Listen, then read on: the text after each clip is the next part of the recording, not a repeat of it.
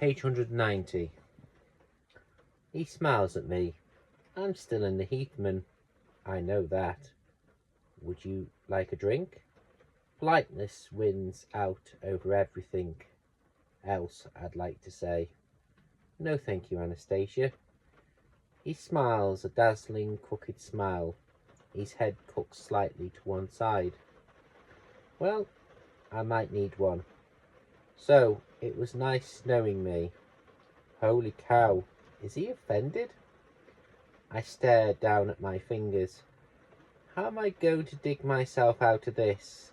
If I tell him it was a joke, I don't think he'll be impressed. I thought you'd reply by email. My voice is small, pathetic. Are you biting your lower lip deliberately? He asked darkly. I blink up at him, gasping freely my lip. I wasn't aware I was biting my lip, I murmur softly. My heart is pounding. I can feel that pull, that delicious electricity between us charging, filling the space with static. He's sitting so close to me, eyes dark, smoky grey, his elbow resting on his knee, his legs apart. Leaning forward, he slowly undoes one of my pigtails. His finger freezes my hair. My breath is shallow, and I cannot move. I watch hypnotized as his hands moves to my second piglet, and pulling the air tie, he looses the braid with his long, skilled fingers. So you decided on some exercise, he breathes, his voice soft and mellowed. His fingers gently tuck my hair behind my ear. Why, Anastasia? His fingers circle my ear, and very softly, rhythmically, he tugs my earlobe. It's so sexual. I need time to think, I whisper. I'm all deer, headlights, moth, flame, bird, snake, and he knows exactly what he's doing to me. Think about what, Anastasia? You. And you decided that it was nice knowing me. Do you mean knowing me in a biblical sense? Oh shit. I flush. I didn't think you was familiar with the Bible. I went to Sunday school, Anastasia. It taught me a great deal. I don't remember about nipple clamps in the Bible. Perhaps you were taught from a modern translation. His lips arch with a trace of smile, and my eyes are drawn to his mouth. Well, I thought I should come and remind you how nice it was knowing me. Holy crap. I stare at him, open-mouthed, and his fingers move from my ear to my chin. What do you say about that, Miss Steele? His eyes blaze at me, challenging, intrinsic in his stare. His lips are parted, he's waiting, coiled to strike. Desire, acute, liquid and smouldering, compulse deeply into my belly. I take preemptive action and launch myself at him. Somehow he moves. I have no idea how, and a blink of an eye, I'm on my bed, pinned beneath him, my arms stretched out and held above my head.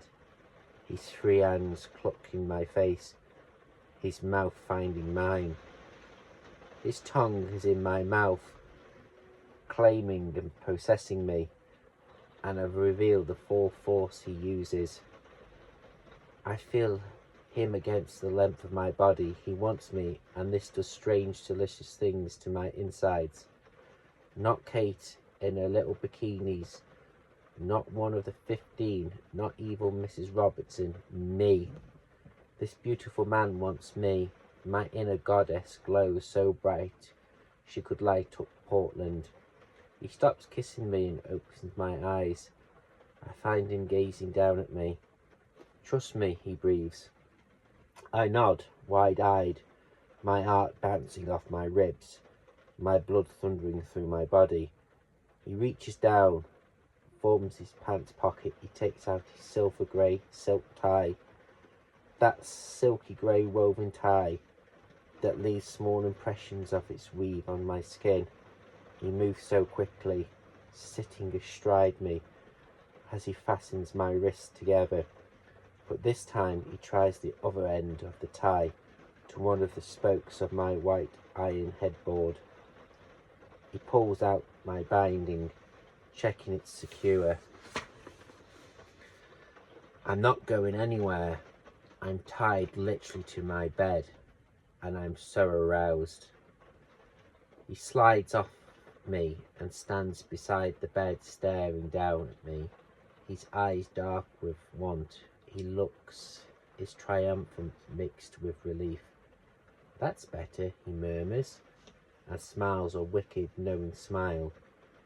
He bends and starts undoing one of my sneakers. Oh no, no, my feet. No, I've just been running. No, I protest, trying to kick him off.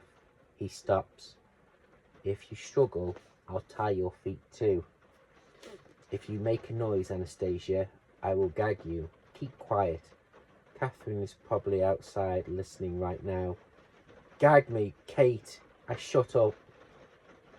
He removes my shoes and my socks effectively and slowly peels off my sweatpants.